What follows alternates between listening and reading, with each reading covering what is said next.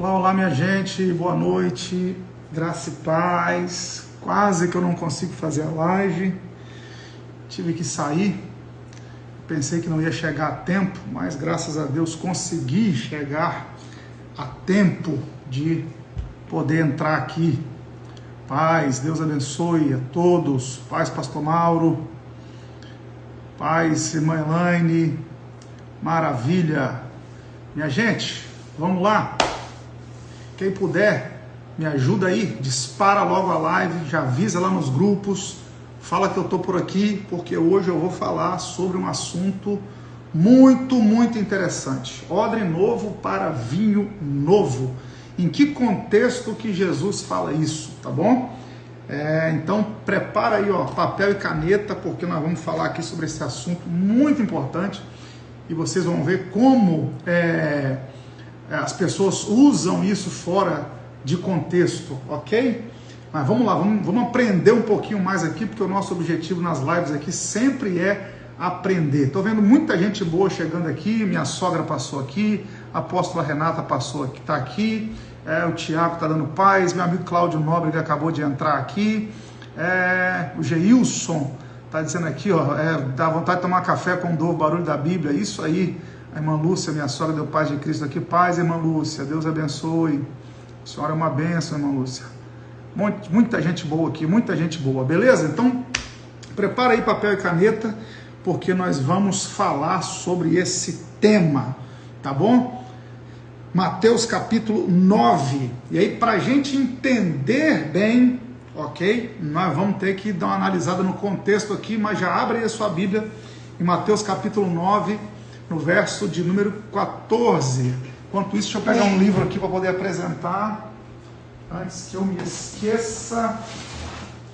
Só lembrando aí, ó, você que é estudante da palavra e quer aprender um pouco mais, meu novo livro, Pregando com Excelência e Dependência, método prático com 7 passos para preparar um sermão bíblico expositivo. Gente, eu sou suspeito em falar, mas esse livro está simplesmente extraordinário. Tenho certeza que vai te ajudar muito. Amanhã, mais uma remessa de livro sendo despachada. Se você adquirir hoje, amanhã ele já é enviado. Leva aí entre 5 e 15 dias para chegar, dependendo do local, né, do Brasil. Mas está aí, ó, esse livraço aqui, ó, Pregando com Excelência e Dependência. Daqui a pouco eu vou mostrar um trechinho dele para vocês daqui a pouco, tá bom? Mas enquanto isso, ó, pega essa setinha aqui, dispara para o máximo de pessoas que você puder, tá bom? Avisa que eu tô aqui, vou falar sobre esse assunto, vai curtindo aqui a live, que isso ajuda ela a chegar mais longe também, tá bom? Vai aparecer aqui a opção de comprar o selo, se você quiser e puder adquirir o selo, também ajuda muito a live a chegar mais longe. Mas vamos lá, Mateus capítulo 9, verso de número 14. Ok? Mateus 9, verso 14. Se você tiver aí com a sua Bíblia aberta, e a sua Bíblia foi igual a minha, eu estou usando aqui a Almeida Revista e Corrigida. Inclusive isso aqui foi um presente da Assembleia de Deus Jardim América, nos 50 anos da igreja eu preguei, ó, 2018, uau, já tem 8 anos, me deram aqui essa Bíblia com o meu nome, ela está acabadinha aqui, que eu uso muito ela para poder estudar. E eu estou usando aqui então a Almeida Revista e Corrigida, a RC. E a epígrafe do texto, isso aqui, ó, é a epígrafe, tá? Para você que não sabe, o nome desse títulozinho que vem aqui em cima do bloco do texto é epígrafe, ok? E a epígrafe do texto aqui de Mateus 9,14 fala o seguinte: o jejum. Opa, então aqui nós já temos um indício. Lembrando que epígrafe de texto não faz parte do texto original, tá? Isso aqui foi incluído depois, tanto é que de uma tradução para outra, de uma versão para outra, eles podem mudar a epígrafe, mas a epígrafe aqui está dizendo o jejum. Então deixa eu ler para vocês aqui o texto, que diz assim, ó: então chegaram ao pé dele os discípulos de João, dizendo: por que jejuamos nós e os fariseus muitas vezes, e os teus discípulos não jejuam? Ó, aí ele diz o seguinte: e disse-lhe Jesus: podem porventura andar tristes, algumas traduções, podem jejuar os filhos das bodas enquanto o esposo está com eles? Dias, porém, virão em que lhes será tirado o esposo, e então jejuarão. Ninguém deita remendo de pano novo em veste velha, porque semelhante remendo rompe a veste e faz-se maior a ruptura. Nem se deita vinho novo em odres velhos. Aliás, rompe-se os odres e entorna-se o vinho, e os odres estragam-se. Mas deita-se vinho novo em odres novos, e assim ambos se conservam. Que texto rico! Misericórdia! Que texto rico, fantástico e extraordinário.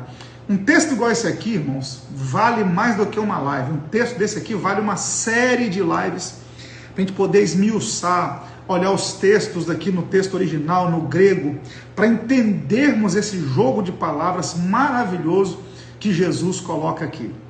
Mas como nós não temos tempo para isso, vamos entender aqui pelo menos o básico. Para começar, se você tiver com sua Bíblia aberta aí, o texto diz aqui, ó, verso 14, então, frisa isso aí na sua Bíblia. Todas as vezes que um conectivo desse aparecer, ele é muito importante que você não ignore ele. Quando você abrir sua Bíblia e você for ler um texto e aparecer um conectivo, então, porém, com isso, depois dessas coisas, quando aparecem esses termos, isso são conectivos. Então, esse então aqui, ele conecta o verso 14 imediatamente ao contexto anterior. Qual é o contexto anterior? Vamos lá. Mateus 9, verso 9. Jesus chama Mateus, o publicano. Jesus passa na alfândega em Cafarnaum e chama Mateus para ser discípulo. Ok? E quando ele vai à casa de Mateus, os pecadores e os publicanos se assentam com ele. Então os religiosos vão criticá-lo.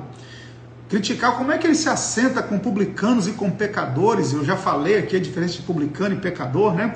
Publicano é o judeu que trabalhava para o Império Romano, ou seja, alguém que conhecia das leis, mas trabalhava para o inimigo, para o opositor. E o pecador é aquele que não conhecia as leis de Deus, ok? Então aqui o publicano é aquele que sabe, mas não cumpre. O pecador é aquele que quebra, ok? Mesmo sem entender. Então Jesus está sentado na mesa com publicanos e com pecadores, e Mateus era publicano, e os religiosos então criticam ele.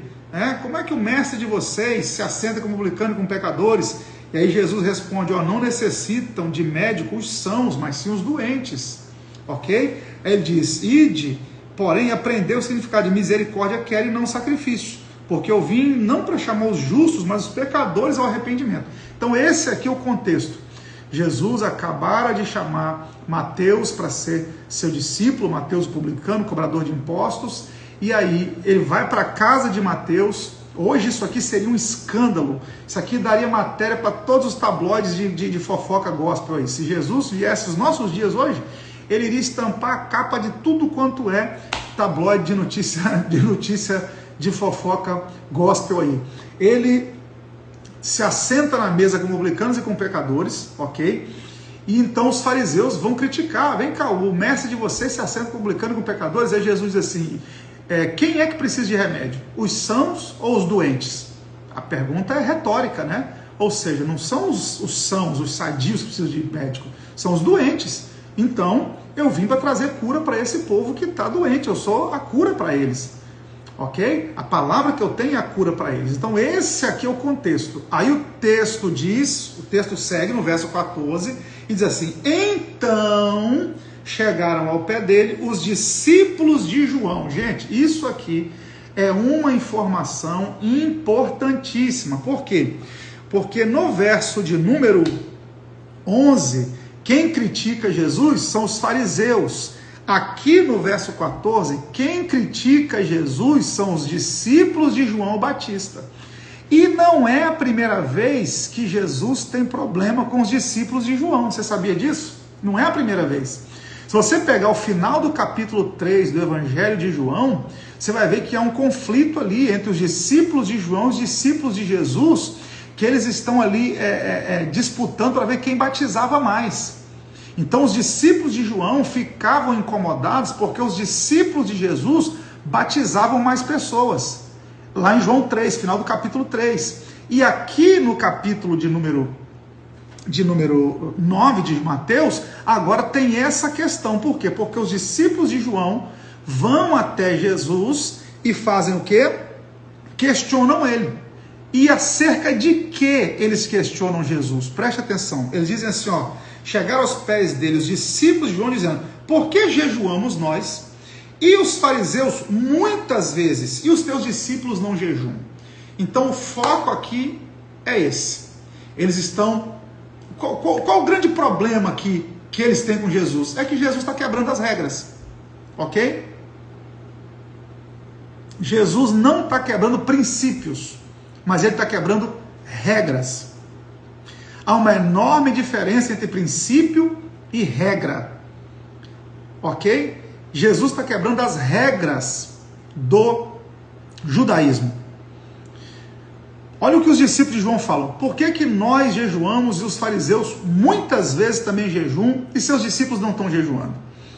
A lei ordenava que se jejuasse uma vez por ano, no dia do Yom Kippur. Lembra? No dia do Yom Kippur, no dia da purificação, era ordenado que todo homem jejuasse. Só que os fariseus acrescentaram muitas coisas à lei, muitas regras à lei de Moisés. Por exemplo, eu fiz uma live aqui contando a história, né, a parábola do publicano e do fariseu e do publicano. Que o fariseu entra para orar e diz o que? Senhor, eu jejuo 2 vezes na semana. A ordem de Deus era jejuar uma vez por ano, no dia do Yom Kippur, no dia da purificação. Mas os fariseus jejuavam 2 vezes por semana e se deixavam abater. Tanto é que Jesus diz: olha, quando vocês jejuarem, lava o rosto para ninguém perceber que vocês estão jejuando. Ok? Então o foco aqui é esse. Os discípulos de João Batista estão incomodados porque os discípulos de Jesus não jejuam. Então esse texto ele está inserido num momento de tensão. Um momento de tensão entre Jesus e todo o sistema religioso daquela época. Ok? Depois de Jesus chamar Mateus publicano, se assentar na mesa com os pecadores, ele é questionado pelos discípulos de João acerca do jejum. E a pergunta revela o quê? Revela um conflito entre as práticas religiosas estabelecidas e essa nova realidade que Jesus está inaugurando.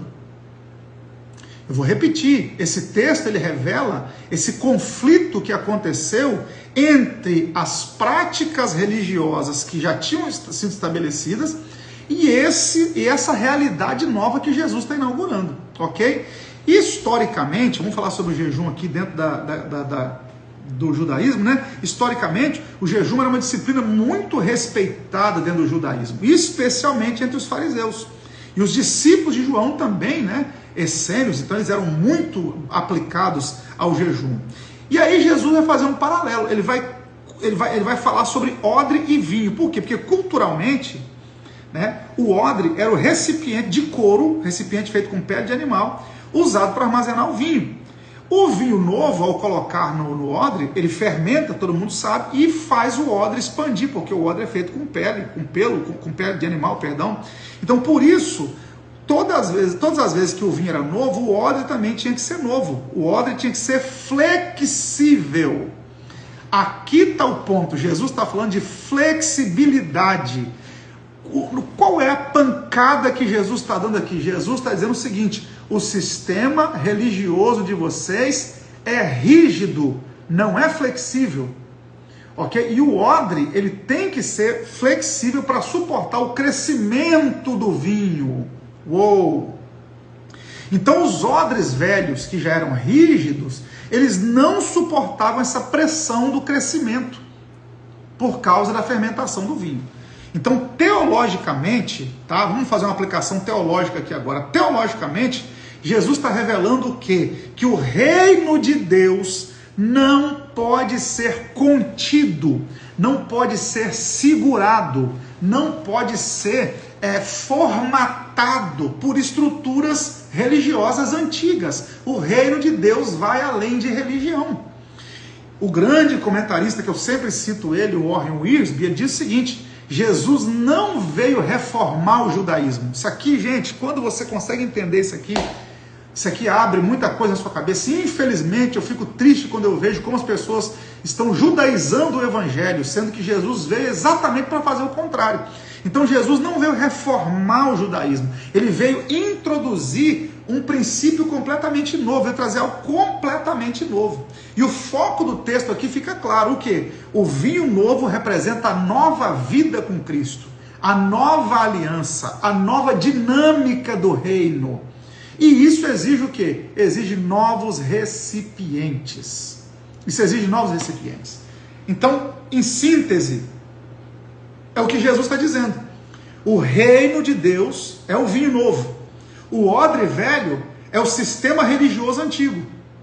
Então não tem como o sistema religioso antigo compreender, compactar, formatar o reino de Deus. O reino de Deus é maior do que isso, entenda bem. Não é o vinho que se adapta ao odre.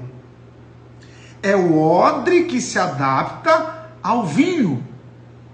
Não é o vinho que implode para caber no odre. É o odre que expande para suportar o vinho. Pegou isso aí? E aí eu vou extrair com vocês aqui, gente, isso aqui é muito forte. Eu vou extrair com vocês aqui 7 lições. 7 lições desse texto. 7. Primeira coisa que a gente vai aprender aqui, primeira lição: o vinho novo revela a chegada de uma nova realidade espiritual. Ok? O vinho novo revela a chegada de uma nova realidade espiritual. Mateus 9,17. Não se deita vinho novo em odre velho. Então o vinho novo aqui, ele revela a chegada de uma nova realidade espiritual. O vinho novo, ele simboliza essa obra dinâmica de Deus através de Cristo, essa obra da salvação que vem agora através de Cristo. Que o quê? Que passa do odre velho e alcança o publicano, alcança o pecador, alcança o gentio, alcança a mulher, alcança a criança, alcança a prostituta, alcança o leproso. Essa é a nova dinâmica do reino. Então, na antiga aliança, os leprosos tinham que ser colocados para fora do arraial. Na nova aliança, Jesus abraça e cura. Na antiga aliança, a mulher no seu fluxo de sangue, ela tinha que sair do arraial. Na nova aliança, ela toca na orla de Jesus e é curada. Então repare, é isso que Jesus está falando. O que Jesus está dizendo? Que aquele odre antigo, aquela formatação que foi dada a eles, não comporta esse novo pensamento, essa nova dinâmica do reino. Por quê? Porque nessa nova dinâmica, o vinho, se ficar dentro do odre, ele vai romper, vai explodir, ele vai transbordar, ele vai alcançar o lado de fora. Meu Deus, isso aqui é muito forte. Ok? Então, peraí, gente, vamos aprender uma coisa aqui. O evangelho não é uma continuidade do judaísmo, é uma novidade de vida, é algo novo. Vou repetir, o evangelho não é uma continuidade do judaísmo, não, é algo novo. O judaísmo, ele foi o tutor que pegou o evangelho pelas mãos e carregou até o Novo Testamento. Por quê? Porque tudo que havia no Antigo Testamento apontava para o Cristo. E o escritor aos Hebreus diz que as coisas velhas eram sombra do que havia de vir, era sombra da nova aliança. E aí eu te faço uma pergunta: a sua sombra tem o seu peso? A sua sombra tem a sua cor? A sua sombra tem o seu formato? A sombra nunca é igual, a sombra é distorcida, a sombra é só um sinal. E o Antigo Testamento era isso, o judaísmo era isso, era sombra daquilo que estava por vir. O que está por vir é muito maior, não cabe nesse odre velho, tem que ter um odre novo. Então, gente, por favor, agora como é que a gente aplica isso para a nossa vida? Simples demais. O cristianismo não é ajuste de vida antiga, é vida nova. Evangelho não é para ajustar a sua vida antiga, é para te dar uma vida nova. Por isso que Jesus falou com Nicodemos: você vai ter que nascer de novo. Por isso que a gente, dentro do plano da salvação, o nascer de novo nós chamamos de regeneração. O que é alguém ser regenerado em Cristo? É ser gerado novamente, é nascer de novo. Por quê? Porque o Evangelho, repito, o Evangelho não é uma reforma na vida antiga. O Evangelho não é um ajuste na vida antiga. O Evangelho é uma vida nova. As coisas velhas se passam, tudo se faz novo. É o que Jesus está dizendo. Então pegar o odre velho e colocar o vinho novo nele é querer adaptar essa nova realidade, dessa vida nova, com aquilo que já está formatado na vida antiga. Não tem como. O grande teólogo D.A. Carson, ele diz o seguinte, que Jesus não veio simplesmente acrescentar algo ao judaísmo, ele veio trazer algo novo, ele veio redefinir completamente. Então, como é que a gente aplica isso à nossa vida? Não queira pegar a sua vida antiga, a sua vida pregressa, e ajustá-la ao Evangelho. Não, não. O Evangelho vai te dar uma vida nova, é tudo novo. Quem está comigo aí? Vamos lá, me dá um sinal aí quem está comigo. Eu falei que o texto era muito rico. O texto era muito rico. E lembrando que eles estão falando o quê? Do jejum. Já a gente vai falar sobre isso. Então, primeira lição que a gente aprende aqui, que o vinho novo, ele revela uma nova realidade espiritual. O vinho novo é uma nova realidade espiritual. Segunda lição, a presença de Cristo muda as práticas religiosas. A presença de Cristo muda as práticas religiosas. Mateus 9, verso 14 e verso 15. Ok? Quando eles vão falar sobre jejum. Jesus responde quando os discípulos de João falam assim: nós jejuamos. E os discípulos e os fariseus também jejuam muitas vezes. Aí ele fala assim, Jesus fala assim: vem cá, pode durante a festa de casamento alguém jejuar? Quando ele fala aqui no verso 15, podem porventura andar tristes os filhos das bodas enquanto o esposo está com eles? Ou seja, durante uma festa de casamento, os convidados do noivo podem jejuar? Festa é tempo de você celebrar. Então agora é tempo de celebrar essa chegada nova do reino. Aí Jesus diz, vai chegar o tempo que eles vão ter que jejuar. Jesus não está anulando o jejum. Entenda bem, Jesus não está dizendo que não tem que jejuar. O que ele está dizendo é o seguinte, é que a presença dele redefine as prioridades. E nesse momento aqui, a prioridade não era o jejum, a prioridade era desfrutar da presença dele, porque ele seria tirado. Uau! Então Jesus não está anulando o jejum, por quê? Porque o jejum mortifica a carne. Jejum, gente, não é uma barganha com Deus. Jejum é para mortificar a carne. Por quê? Porque o instinto mais veemente que o homem tem é a fome. Tem gente que pensa que o instinto mais veemente que o homem tem é o sexual, e não é. O impulso mais forte que o homem tem não é o impulso sexual, é a fome. Por causa de comida, as pessoas travam guerras. Por causa de comida, um pai de família ele é capaz de furtar alguma coisa.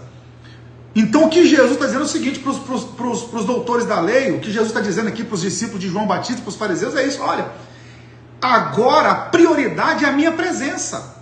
A prioridade é essa. Vai chegar o tempo, olha o que ele diz no verso 15, ó, pode porventura andar triste, ou seja, andar triste aqui é ficar com fome, andar para baixo, porque alguém com fome fica para baixo, né? Pode alguém estar triste, os filhos da boa andarem tristes, enquanto o esposo está com eles? Ele fala assim, dias porém virão, em que lhes será tirado o esposo, então jejuarão. O que Jesus está dizendo?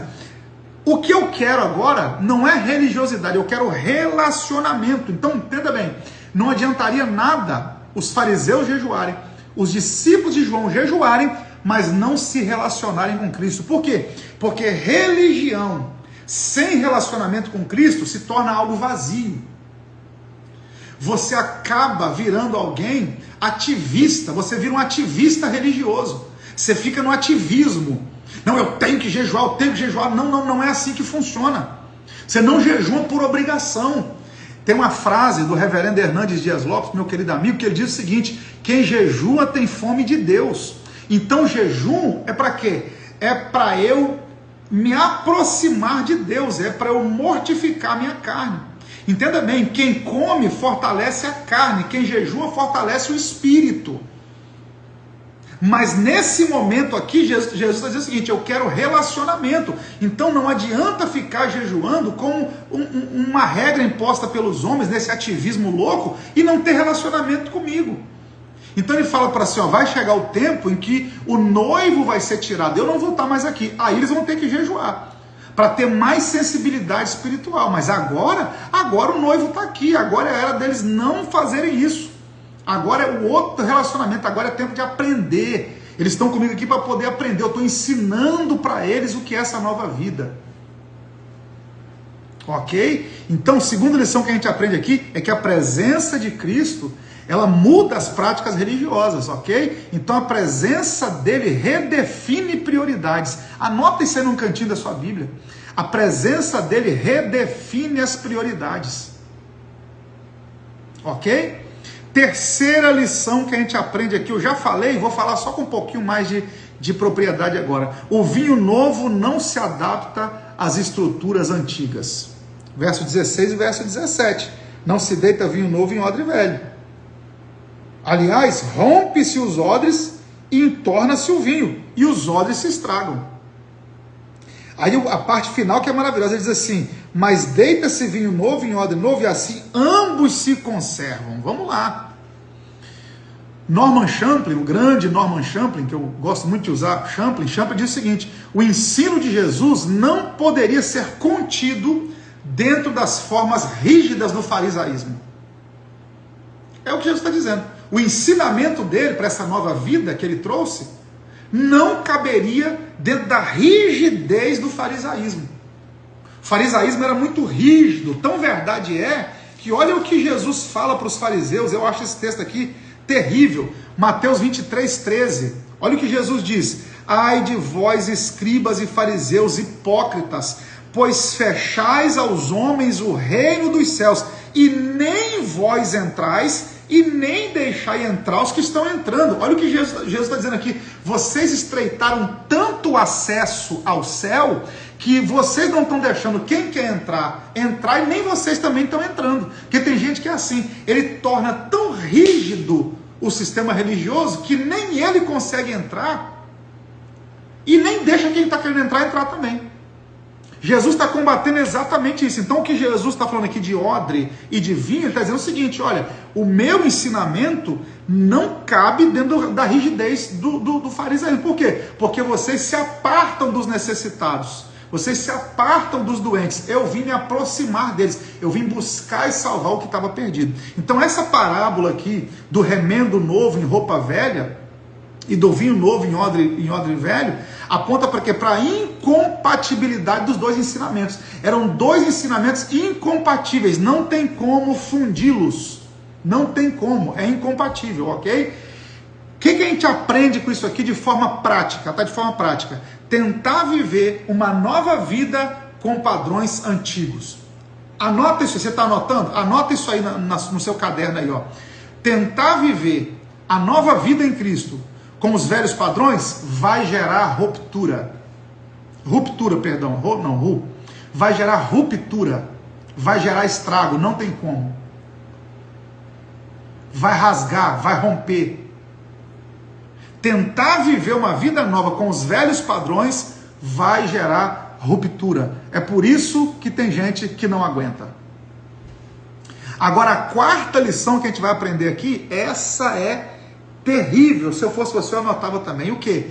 A resistência à mudança pode levar à perda. Não, para de graça. Vou até molhar a garganta aqui. A resistência à mudança pode levar à perda. Olha o que diz o verso 17. Rompem-se os odres e derrama-se o vinho.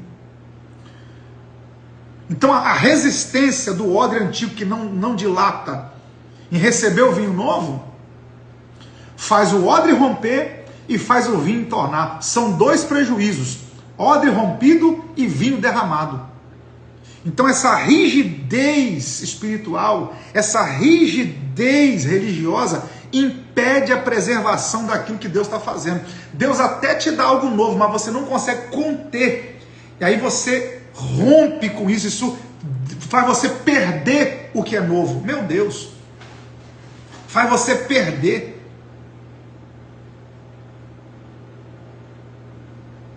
Um dos maiores perigos é essa rigidez religiosa. Tem uma frase que eu uso muito com a minha esposa, com a Vanessa, eu falo muito isso com ela. O dente é duro e a língua é maleável. Quem é que cai?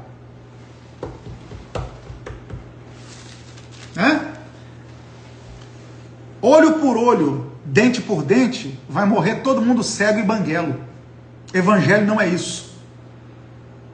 Então, a língua é mole, o dente é duro. O que cai? Ninguém faz implante de língua, mas faz implante de dente. Hoje nós estávamos no dentista, vou ter que fazer implante de novo aqui.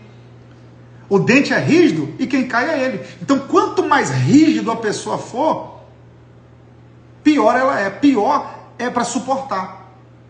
Agora, quando você é moderado, é flexível, me ofendeu, mas eu vou perdoar.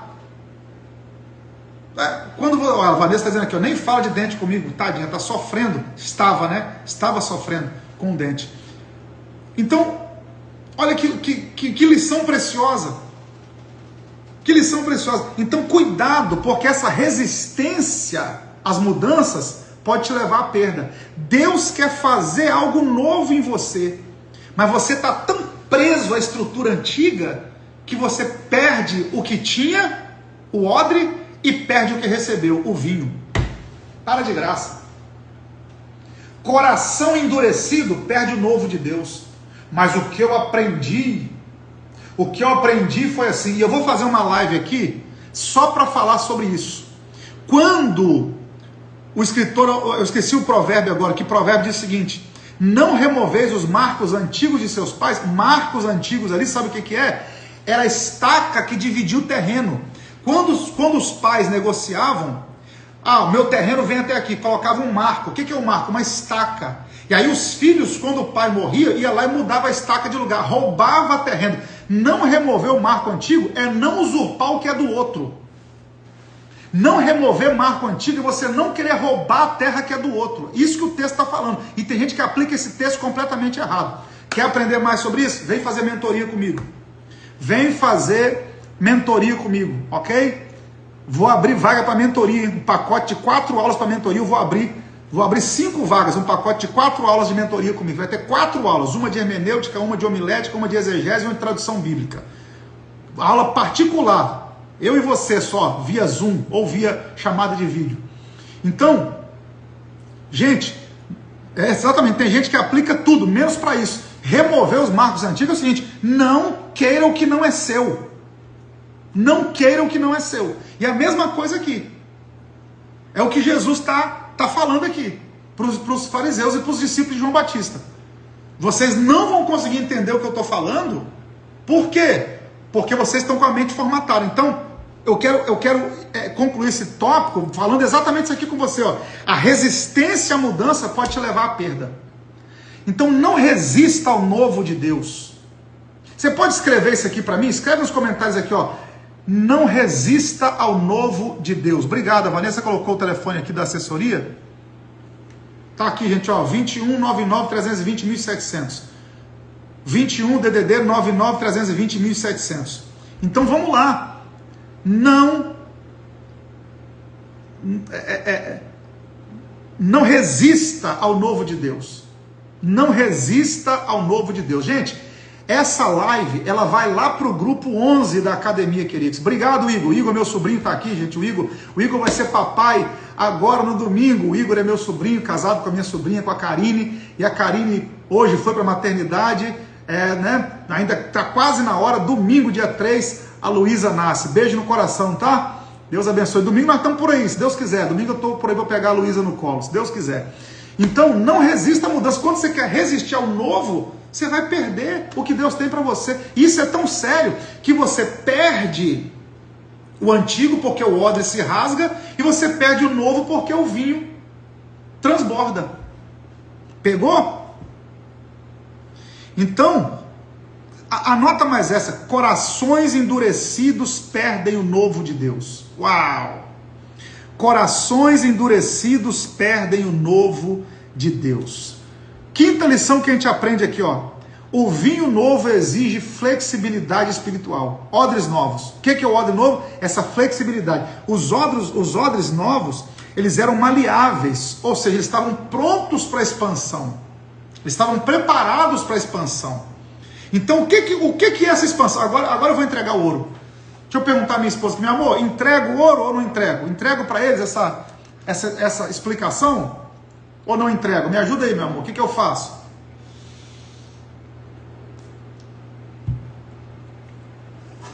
O que é o odre novo, gente? O que é o odre novo? Vou entregar o ouro para vocês aqui agora. Entrega? Então anota aí, o odre novo é o quê? É um coração ensinável. O odre novo é o quê? É o coração ajustável. O odre novo é o quê? É a mente ensinável. O odre novo é o quê? É a mente ajustável, é a mente disponível para aprender. É a mente que está disposta a desconstruir para construir de novo. É o odre novo, é isso. Esse é o odre novo. O odre velho é a rigidez do que foi aprendido. O odre novo é essa disponibilidade.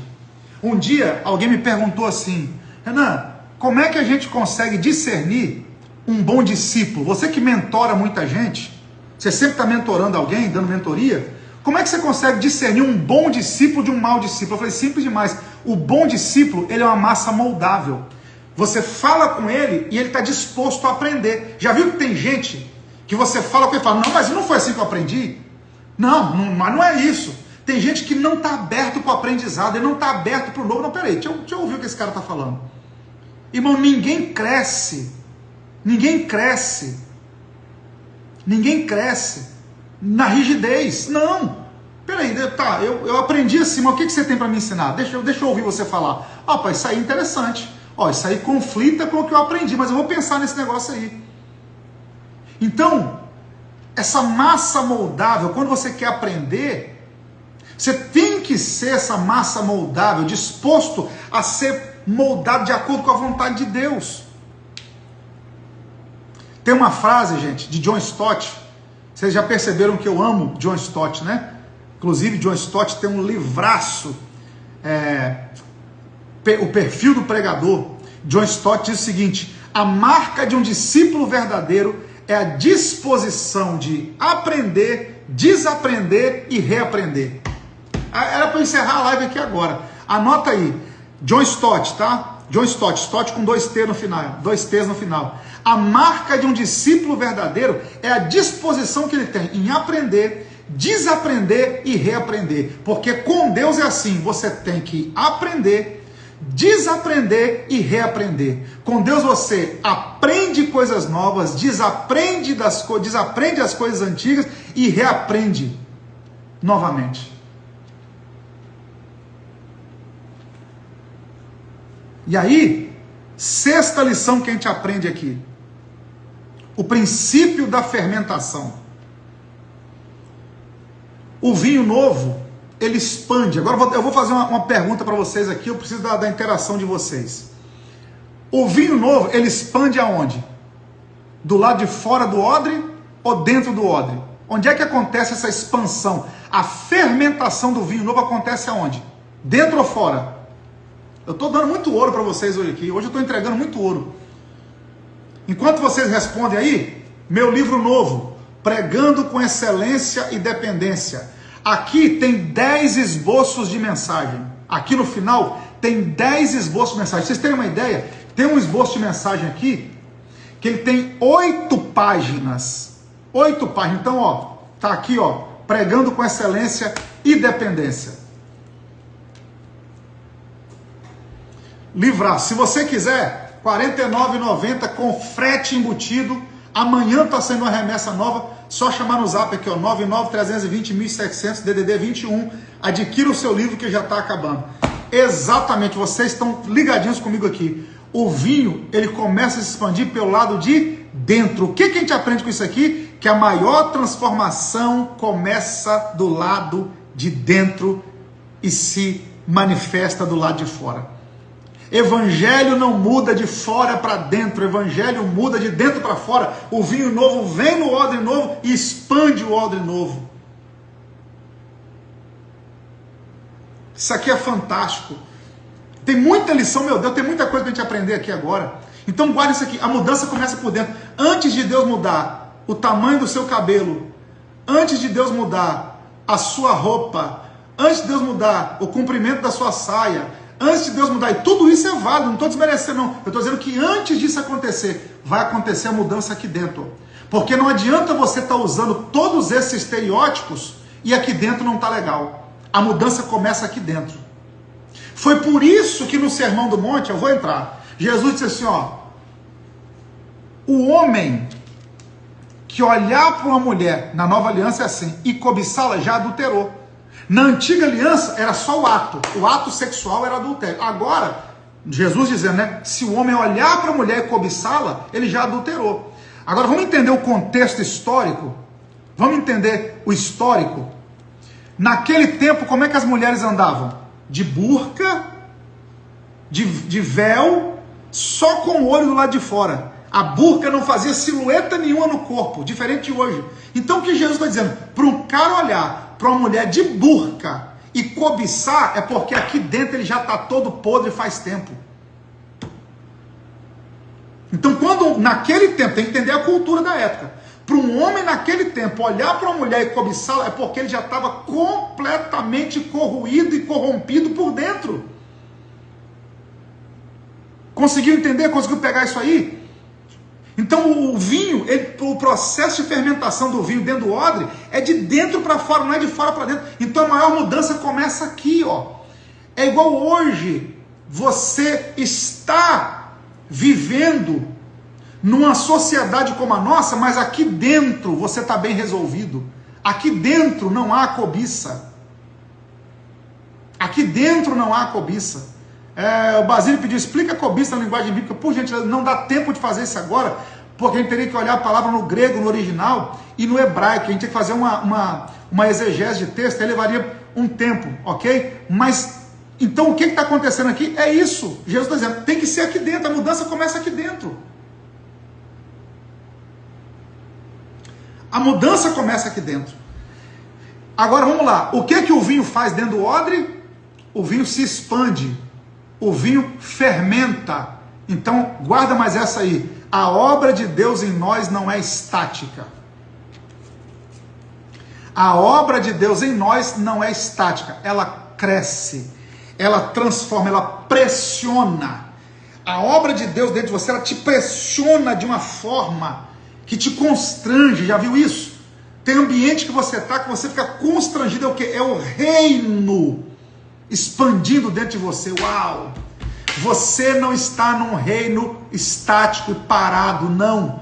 Você está num reino de movimento, e esse movimento começa dentro de você. Por isso que Jesus falou para a mulher samaritana, rios de água viva vão fluir. Quem bebe dessa água, rios vão sair do seu ventre. Ele falou isso em outras ocasiões também. Por quê? Porque essa fonte, esse reboliço que acontece dentro de você. Aí vou te dar mais uma lição aqui, a gente já vai partir para a última, tá? Deus não trabalha em nós para nos deixar confortáveis. Ele trabalha em nós para nos fazer mudar, para nos transformar. Então o reino de Deus não veio para te deixar confortável. Ele veio para te pressionar. E isso vai provocar a mudança necessária para você viver de acordo com a vontade de Deus. Não, para de graça, te entreguei o ouro todinho aí. O odre novo, ele fica desconfortável. Por quê? Porque o vinho está fermentando. E é isso que a obra de Deus faz em nós. Ela expande. Ok? Gente, último tópico, eu vou encerrar a live. Antes de eu falar o último tópico, esse último tópico, meu Deus, prepara a caneta aí, tá? Deixa eu só lembrar um negócio a vocês aqui. Irmã Elaine, esse esboço, a irmã Elaine está no grupo com a gente há muito tempo já. Esse esboço vai para o grupo, tá? Esse esboço vai para o grupo. Igor, evangelho não é afronta, evangelho é confronto. Você falou algo muito interessante aí. Meu sobrinho falou algo interessante. É diferente de afronta? É. O confronto é diferente de afronta. O que é afrontar? Afrontar alguém é quando você vem com humilhação. é quando você vem com imposição. O confronto não. O confronto é quando você equipara. Na verdade, a etimologia da palavra confronto é fronte e confronte. O que é confrontar? É pensar junto. O que é confrontar? É você trazer o seu pensamento e eu trazer o meu, e os dois se chocam. E aí, gente, tem um pensamento judaico que é o seguinte: na conta básica, 1 mais 1 são 2.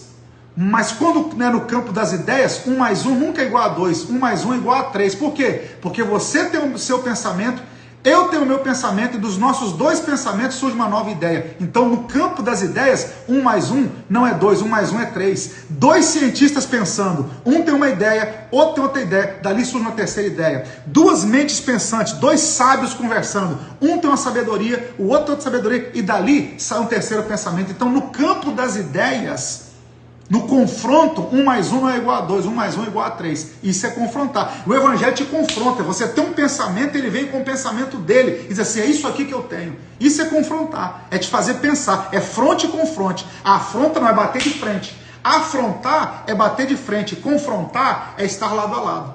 Confrontar é colocar duas ideias paralelas. Afrontar é bater de frente. Ok? Gente, meu livro novo. Pregando com excelência e dependência. Pregando com excelência e dependência. Ok? 7 passos para um sermão bíblico expositivo. O que eu estou fazendo aqui é uma pregação expositiva. Estou trabalhando ponto por ponto do texto aqui. Isso aqui é um sermão expositivo. Então você quer aprender a preparar sermões assim? Está aqui, ó, pregando com excelência e dependência. R$ 39,90 sem o frete, R$ 49,90 com o frete, tá? Amanhã sai uma nova remessa. Se você quiser o seu, já inclui o pedido, que amanhã a gente já vai despachar, e aí nos próximos dias já chega na sua casa, tá? 116 páginas, não é livrinho fininho não, tá? 116 páginas. Renan, como é que eu faço?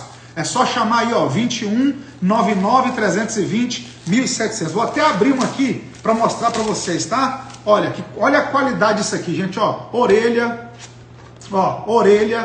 página em papel pólen que não cansa a leitura. Você sabe que página branca cansa os olhos, força a vista. Página amarela não força a vista. Então eu tenho aqui, ó, 7 passos no sermão expositivo. E no final aqui,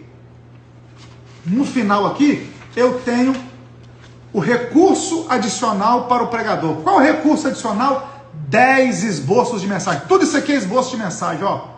Tudo isso aqui é esboço de mensagem. Por exemplo, olha esse esboço de mensagem aqui, ó. De volta para Betel.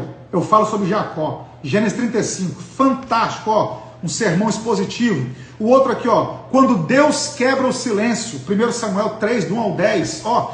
Sermão sobre Samuel. Esse sermão sobre Samuel aqui, ó, expositivo. Tem 1, 2, 3, 4, 5 páginas. Ó, um profeta no deserto, eu falo sobre Elias, ok? A glória de Deus revelada aos humildes, o nascimento de Jesus. Fantástica essa mensagem, já preguei muito essa mensagem. Jesus na casa de Pedro, eu preguei essa mensagem aqui na nossa igreja no mês passado, eu vou colocar o link. Então quem viu essa mensagem pelo YouTube, tá aqui o esboço para você poder pregar ela. Jesus na casa de Pedro, uma mensagem espetacular. Então, gente, o que eu estou colocando para vocês aqui são mensagens que eu prego. São mensagens que eu prego. Ok? São mensagens que eu prego. Eu não estou pegando aqui algo que está lá engavetado que eu não uso e estou trazendo para vocês, não. Eu estou dando para vocês aqui o mesmo que eu uso. Ok? Ferramentas que eu uso, esboços que eu uso. Eu estou te dando aqui autorização para você poder usar. Está aqui o esboço da mensagem. E aqui, ó, 7 passos. Por exemplo, ó, olha o que eu falo aqui. A escolha do texto bíblico, como é que você escolhe um texto bíblico, a contextualização e análise histórica, a interpretação correta, a exegese, a estrutura do sermão expositivo. Como é que eu estruturo um sermão expositivo? Como é que eu uso ilustrações? Gente que gosta de ilustração, como é que eu uso ilustrações? Eu dou exemplos meus de ilustrações, está aqui, ó, ilustrações. O 6º capítulo, aplicação relevante e transformadora, uma das maiores dificuldades. Como é que eu aplico um texto? Aqui eu te dou dicas de como aplicar o texto. como aplicar o texto, ok? E no final eu falo da importância da oração, a importância da oração na hora de se escolher um sermão. Então, por exemplo, se vocês terem uma ideia, na bibliografia eu usei para falar de oração, um dos livros que eu li, que eu até te recomendo aqui, Poder pela Oração, de Edward M. Bonds, o melhor livro sobre oração que eu já li até hoje, e eu usei aqui como bibliografia. Então, gente, isso aqui é um material simples, uma leitura fácil, mas que vai te ajudar demais. R$ 39,90 frete por sua conta, R$ 49,90 frete por minha conta, tá bom? Amanhã sai uma remessa nova. Se você quer o seu exemplar, chama aqui, ó, 21 99 320 1700. 99 320 1700, tá? R$ 49,90 frete por minha conta, R$ 39,90 frete por sua conta. Tá aqui, ó, tá? Eu autografo e mando para você se você quiser, ok? Um último anúncio aqui, 2 anúncios aqui, vou falar da última, calma que ainda tem a conclusão, tem o último tópico e a conclusão. E o último tópico vai valer toda a live. O último tópico aqui vai valer toda a live. Então, além do livro, ó, Pregando com Excelência e Dependência, livraço, além do livro, ó, 10 esboços de mensagem, 10 esboços de mensagem. Além do livro, o que eu quero anunciar para vocês? O grupo do WhatsApp, R$ 97,00, você fica 60 dias comigo no grupo, e eu vou te entregar lá 7 aulas de homilética, todas as lives que eu faço no meu Instagram, eu mando lá no grupo, e ainda mando esboço de mensagem. Então assim, irmão, esse esboço aqui vai para lá. Quem tiver no grupo vai receber esse esboço aqui para poder pregar à vontade, ok? Além da live que vai para lá também em MP4, eu mando para lá em MP4, você salva no seu pendrive e assiste quantas vezes você quiser. A irmã Elaine está comigo aí há muitos anos, já nós estamos no grupo 11 já, é a 11ª turma, tá? Então, nessa turma, estamos falando sobre homilética, tá bom? Então, se você quiser fazer a inscrição, 21 99 320 1700. E se tem alguém do Nordeste com a gente aqui nessa live, deixa eu fazer um anúncio para vocês, dia 16 de maio, em São Luís do Maranhão, Escola de Sabedoria Querix, na Life Church, em São Luís do Maranhão, tá? Metade das vagas já foram, mas ainda dá para você participar. Você que é das cidades vizinhas aí, a São Luís, você que é dos estados vizinhos, vem para cá. Você que é de Pernambuco, você que é da Paraíba, você que aí dessa região aí do Nordeste, vem para o Maranhão, ok? Dia 16 de maio, 6 horas de imersão. Gente, eu vou pregar durante 6 horas. Vou falar sobre reino, honra e sabedoria. 6 horas de conteúdo. Vou falar sobre o princípio vou falar sobre os códigos do reino. Aliás, vou falar, sobre as chaves do reino, Vou falar sobre o princípio da honra, vou falar sobre as chaves da sabedoria. Quem já participou da escola sabe, tá? Eu vou até ativar o comentário aqui. Alguém que já participou da escola de sabedoria, me dá o feedback aí se vale a pena ou não vale. Então, dia 16 de maio, na Life Church, ok? Em São Luís do Maranhão. Escola de Sabedoria Querix. As vagas estão abertas, tá bom? Esse é o último anúncio que eu tenho para fazer e vou falar aqui do último tópico do texto, tá bom? Então, você que é do Nordeste, Pernambuco, você que é do Ceará, ok? Você que é da Paraíba, você que é do Maranhão, vem com a gente. Dia 16 de maio, a partir das 2 horas da tarde. Vai ser quente, ok? Vai ser quente. Vamos lá, último tópico. Anota isso aí. Verso 17, ó. Igor, verso 17. Verso 17. A parte B diz assim, ó: mas deita-se vinho novo em odres novos, em odre novo, e assim ambos se conservam. Não, o ouro está aqui. Eu vou entregar o ouro. Eu não deveria, mas vou entregar. Olha como é que o texto termina. Ambos se conservam. Como é que é? Ambos se conservam. Deus não quer a perda nem do odre, nem do vinho. Deus quer a preservação dos dois. quando há esse alinhamento, esse entendimento, tanto o vinho quanto o odre se preserva. Então Deus não quer que a estrutura seja destruída, e Deus não quer que o conteúdo seja desperdiçado. Ele quer que tanto a estrutura, o odre, quanto o conteúdo, o vinho, sejam conservados. Uau! Agora, se eu ficar com a dureza do coração, o odre vai ser perdido, vai ser rasgado e o vinho vai ser derramado.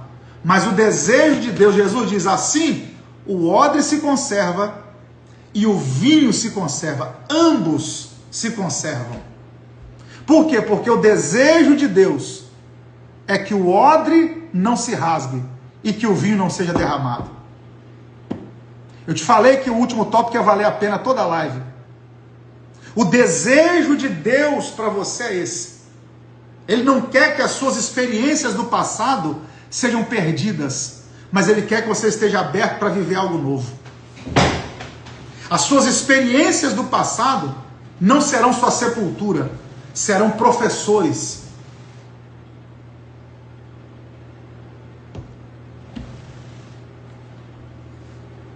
Pegou isso aí? Quem pegou? Quem pegou? Me ajuda aí, dá um sinal aí, dá um glória, um amém, escreve alguma coisa nesse comentário aí, por favor. Que eu falei, a irmã Elaine colocou lá no grupo hoje, pastor, tem alguma coisa sobre vinho novo? Falei, eu acho que eu tenho. Aí quando eu abri, eu peguei meu pendrive aqui, achei esse esboço maravilhoso. Ok? Então, gente, Deus não quer que o vinho e nem que o odre se perca. Ele quer que os dois se mantenham. Ok? Então, quando nós nos ajustamos à vontade de Deus, nós experimentamos essa plenitude, essa estabilidade, essa conjunção do odre e do vinho. Conclusão. Que conclusão que a gente chega? Mateus 9, do 14 a 17, não é apenas sobre jejum ou sobre prática religiosa. É um confronto direto entre tradição e transformação. Gente, anota isso aí, Mateus 9, a partir do 14, não é só sobre jejum ou sobre prática religiosa. É um confronto da tradição com a transformação. É confrontar a tradição e a transformação. O vinho novo chegou, o vinho novo é o evangelho, e ele não cabe mais em estruturas antigas. Ok? O reino de Deus não é uma adaptação da velha vida. O reino de Deus é uma vida completamente nova. É o vinho novo. E aí, pergunta que fica para nós. Nós estamos querendo encaixar Deus no nosso estilo de vida? Uau! Você está querendo encaixar Deus no seu odre velho? Encaixar o reino de Deus em alguma área da sua vida? E aí vai doer, mas eu tenho que falar. Esse é o problema do evangelho que nós estamos vivendo nesses dias. São pessoas que querem encaixar o reino de Deus no seu estilo de vida, quando na verdade tinham que mudar o seu estilo de vida para entrar no reino de Deus. Então não dá para você pegar Deus e trazer para dentro do seu odre velho. É você quem tem que trazer um odre novo para receber o que ele tem. Então para de tentar encaixar Deus no seu estilo de vida. Adapte o seu estilo de vida para aquilo que Deus quer. E eu tenho uma boa notícia para te dar. O vinho novo continua sendo derramado. A grande questão, gente, por favor, para a gente encerrar, a grande questão não é se Deus está fazendo alguma coisa nova. Deus sempre está fazendo algo novo. A grande questão é, nós estamos preparados para suportar o que Ele está fazendo de novo? Ou nós estamos com o odre velho ainda? Então sempre Deus está fazendo algo novo, sempre. O problema são os nossos odres, rígidos com a nossa mentalidade. Então nós precisamos estar com o coração abertos, para quê? Para expandir, para preservar, para receber, para manter aquilo que Deus está liberando sobre nós. E aí eu quero encerrar liberando essa palavra sobre a sua vida. Tem algo novo de Deus sendo derramado. Prepara o seu odre para receber.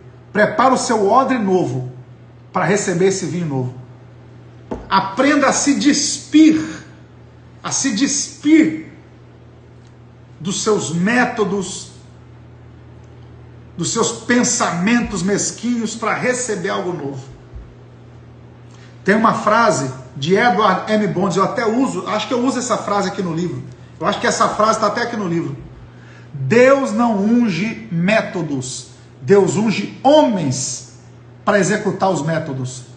Não existe método ungido. Ah, Deus me deu um método ungido. Não, não, não. Deus não unge métodos, Deus unge pessoas.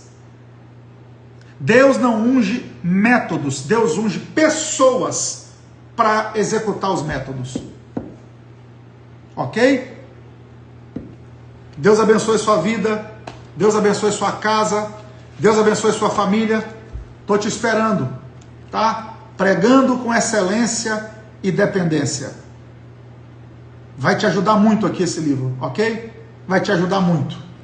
Vai te ajudar muito. Ok? Deus abençoe sua vida, Deus abençoe sua casa, sua família. Pessoal do grupo, a live vai para lá, ok? Quem está no grupo vai receber a live e vai receber o esboço aqui, ó. Deixa eu mostrar para vocês aqui o esboço da mensagem. Aqui, ó, o esboço todinho aqui, ó. Quem está no grupo vai receber. Ah, Renan, eu queria receber o esboço da mensagem. Aqui, ó, grupo 11, já está aqui para mandar. Poxa, eu queria receber esse esboço. Vem para o grupo, que no grupo da Academia Querix você recebe todo esse conteúdo, tá bom? Deus abençoe sua vida, Deus abençoe sua casa, Deus abençoe sua família. Qualquer dúvida, chama no telefone aqui, ó, 21 99 320 1700. DDD 21 99 320 1700. Deus abençoe, forte abraço e até amanhã, permitindo Deus.